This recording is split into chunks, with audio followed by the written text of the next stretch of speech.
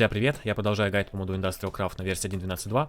В этой серии поговорим про дополнение на солнечные панели, Advanced Solar Panels и Super Solar Panels. Значит, первое дополнение для нас вводит прежде всего такие вот улучшенную солнечную панель, гибридную, ультимейтную солнечную панель и квантовую солнечную панель.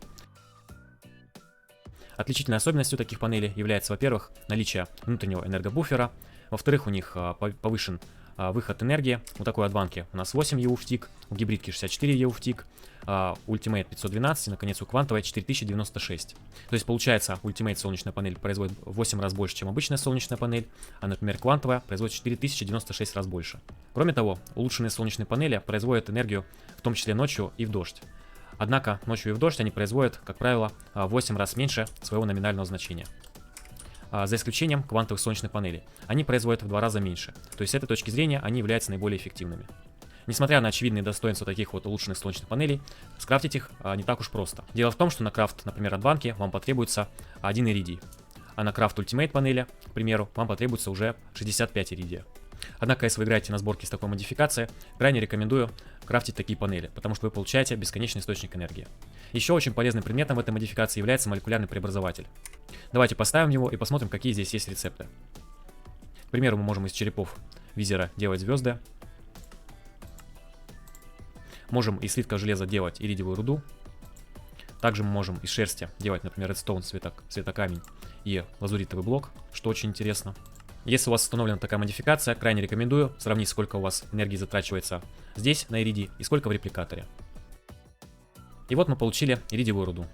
Также в этой модификации вводятся свои варианты солнечных шлемов для зарядки брони. Вот такой вот есть улучшенный, гибридный и ультимейтный. То есть чем выше уровень, тем, соответственно, быстрее заряжаться будет ваша броня.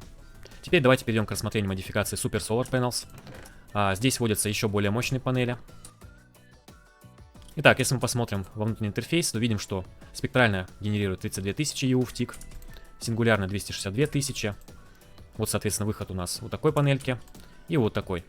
Безумное количество энергии производит, но и крафты у них тоже сумасшедшие. Кстати, напомню, что вот такие вот стекловолоконные провода проводят максимум 8000 EU в тик. То есть с помощью таких проводов вы сможете легко соединять системы с вашими квантовыми солнечными панелями, не забывая, конечно, про трансформаторы. Однако, если вы будете пробовать такими проводами соединять, например, спектральные, сингулярные и так далее панели, то такие провода у вас перегорят. В более поздних сборках этой модификации разработчик добавил провода. В моей сборке, к сожалению, этих проводов нет. Но зато, если что, можно, например, вплотную ставить к таким панелькам напрямую молекулярные преобразователи или генераторы материи с использованием трансформаторов. Также в модификации Super Solar Panels вводятся свои варианты солнечных шлемов и такой вариант улучшенной квантовой брони. У нее, по сути, просто увеличенная энергоемкость, то есть если у нас у стандартного кванта там порядка 10 миллионов, здесь у нас уже получается будет 60 миллионов емкость. И на этом все. Если вам понравилось, ставьте лайк, подписывайтесь на канал, жмите на колокольчик, чтобы новые видео не пропускать. В комментариях пишите свои замечания, рекомендуйте видео друзьям. Жду вас в следующих сериях. Пока.